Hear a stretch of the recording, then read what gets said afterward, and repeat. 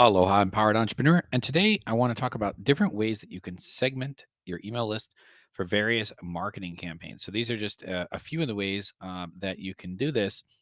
Things to consider, because the more that you can meet the customer where they're at and the thing that they're going through in the moment, helping them get a result based on where they're at, even better. And so the first way to do this is simply new subscribers. So if there's somebody who's newly purchased something or newly joined a subscription, sending a welcome email, introducing them to your brand, providing them valuable information, and recognizing that they might be new to the brand or they bought something for a particular result, and then cultivating those emails, nurturing those new subscribers to helping them get that result, or helping them consume whatever it is, whatever product or service it is, that they bought, in order to actually then get the result it is that you're that basically that product or service gets them.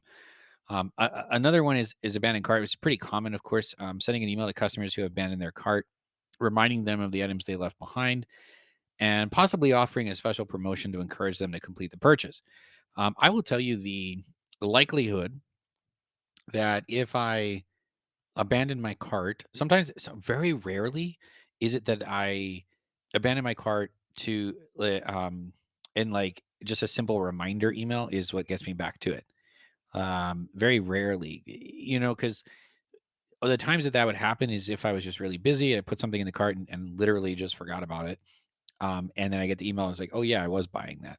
That's rarer than if I go to checkout and I see like the total price, and I'm looking around, or I'm putting things in a cart and I'm not sure what I want to get yet.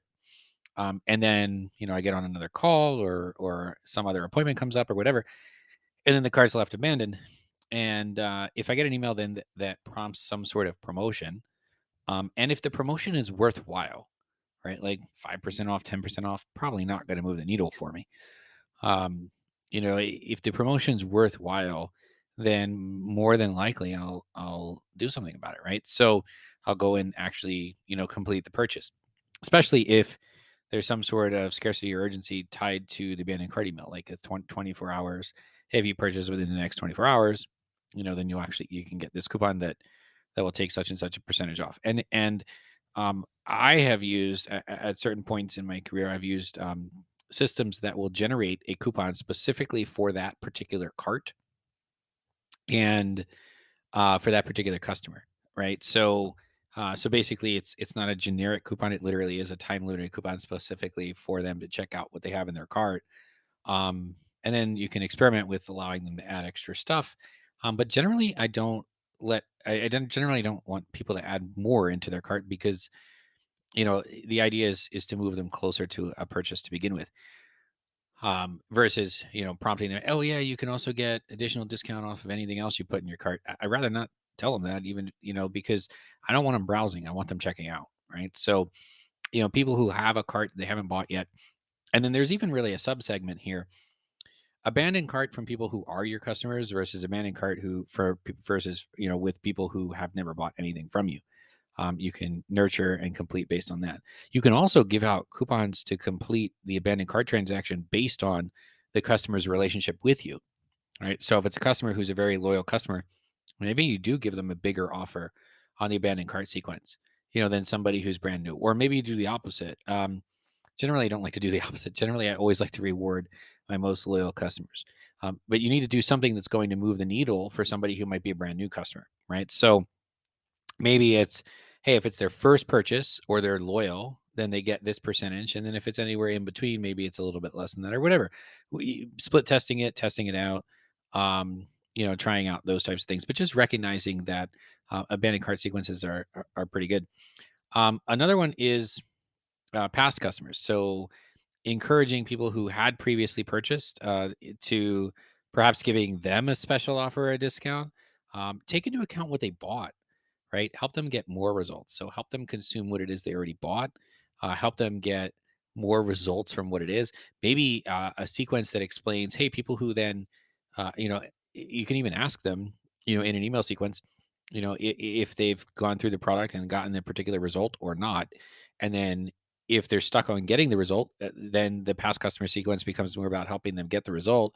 And if they did get the result, then you can even launch down a sequence that perhaps shows them what the problems they might encounter after getting that particular result, and then getting them to identify perhaps which problem they might be facing at that point, and then entering into a sequence from there. So there's lots of different ways from there you can do that.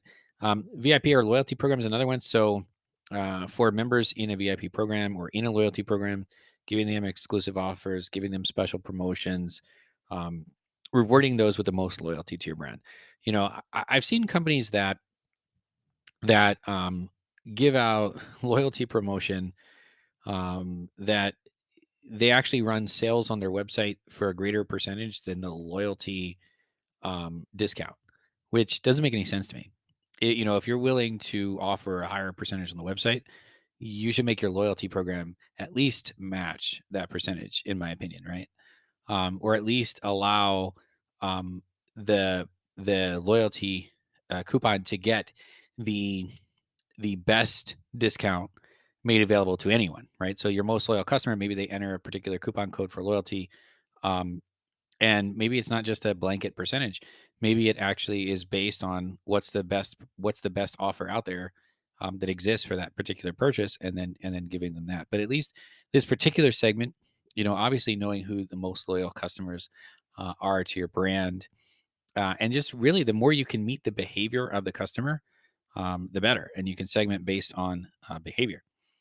Another one is recent buyers, right? So asking them for feedback, possibly upselling, but really help them consume and get a result from what they bought. So it's very similar to those who had made previous purchases or had joined a subscription, but just bearing in mind that this is a recent purchase. So did they consume it yet? Is probably the next thing to pay attention to. Another one is those who have an interest in a product or service, and then even the specific product or service that they have an interest in.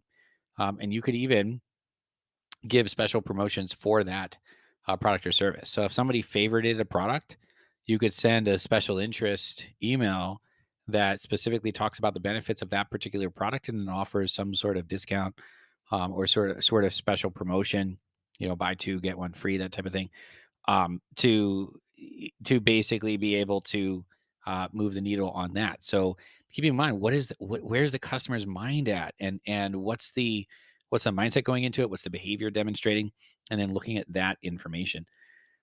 Another was paid subscribers. So providing them with updates, new features, things related to their subscription, like that's common in the software space. And then another one is results based, right? So specifically helping them get a particular result. So, do you know the result that the customer wants? Do you know where they're at? Do you know what they're stuck on? And then actually creating segments and sequences based on that. So, if you do have any questions or comments about this, please put them below. If you like this video and would like to see more like it, please subscribe. And as always, aloha ahui ho. I'll talk with you again soon. Take care.